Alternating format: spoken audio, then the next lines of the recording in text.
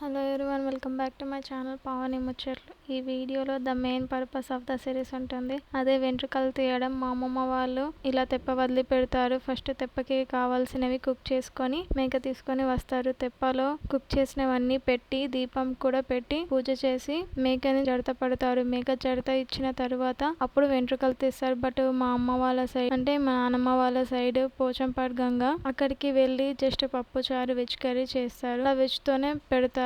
ఇలా వేరే వేరే పద్ధతిలో చేసుకున్నారు. మీరు ఎలా చేసుకుంటారో నాకు కామెంట్ చేయండి. మేక జడత ఇవ్వగానే అందరం ఒకేసారి హ్యాపీనెస్ తో అరిచాము.